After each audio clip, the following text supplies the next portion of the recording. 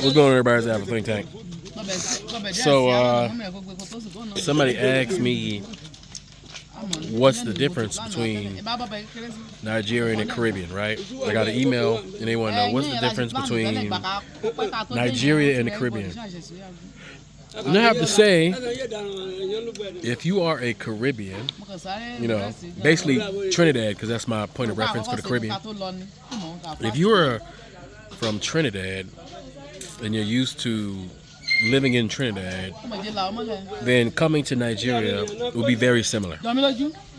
It's pretty much the same.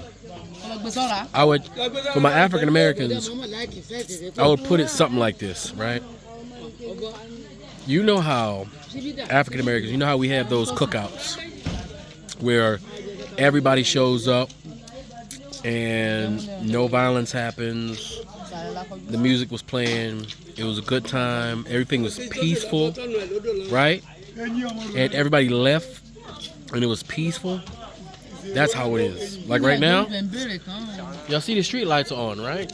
The street lights are on. I'm sitting here outside of my bar. It's like almost 10 o'clock at night. The bar's still open. I'm about to close in a little bit. But had the age group come out. Age group is basically a club of people of the same age. You know, we was out here drinking, eating good food. Nigerians also don't understand portion size like most black people.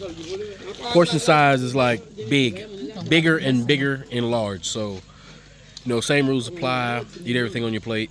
And ain't nothing gonna go to waste type of situation. Everybody's sitting here and being merry, you know, just chilling.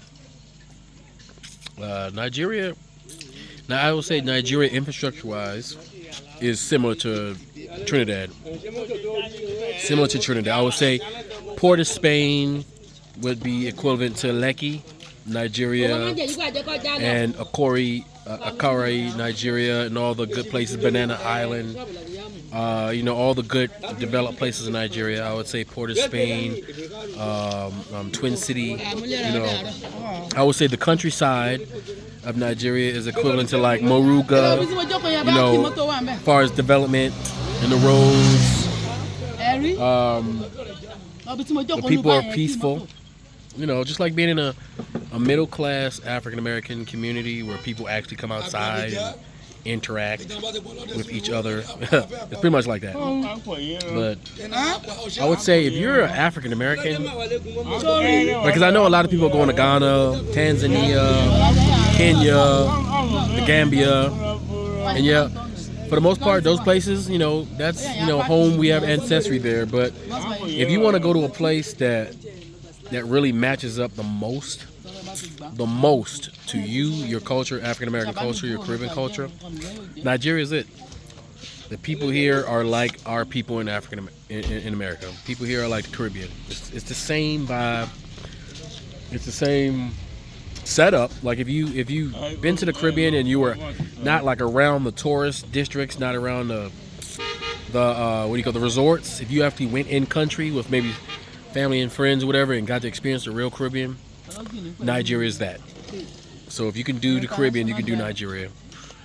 Despite, you know, whatever's going on, you know, the crime here is pretty low compared to America. It's very, listen, the crime here is extremely low compared to America, despite what you hear on TV. Remember, most of that's propaganda is hyped up to make you afraid, right? I mean, it's chill. I mean, yeah, they could do for some development, right? They can do for a little bit more development, but it's coming, you know. But other than that, you can come here and have a peaceful, safe, relaxing, good time with black folks, chilling. You know, it's nighttime, guys. I'm out. The street lights are on, so it's not like, I'm really in the rural area. I'm in the farmland. Like, if you're in America, think about this area would be equivalent to like West Virginia, Tennessee, Idaho, Utah, Texas, things like that. So if you're a country boy from America, you blend right in. There will be no issues, you know. You know, you do what you got to do. You would be able to, you know, the tools that they have here, you would be able to use those to do what you want. They have all the things that you need here. If you're a farmer to get things done, you know, everything's available here. And another thing, like here, like a lot of the stuff that's here to purchase are American, same stuff we purchase in America. It's the same, like everybody speaks English, so you don't have to worry about speaking French. You don't have to worry about such a drastic culture being that drastically different from you. And I'm in Yoruba land. I believe it's the same way for most of Nigeria. Igbo land, definitely Igbo land. You go to Igbo land, that's you. Igbo land, Yoruba land. Now, if you go up north, I've been to Abuja. I've been up north. Same thing. You know, you probably wouldn't be able to tell the difference between a Fulani, a Hausa, Yoruba, and Igbo if you're African American. You wouldn't know the difference because all of those people we represent all those looks and phenotypes in America. So, but yeah, if you're used to the Caribbean, Nigeria is good for you. Same vibe, same pace, same infrastructure setup. I would say I'm gonna go ahead and say equal. I'm gonna say the Caribbean got just a little bit more infrastructure development just because of the proximity, you know.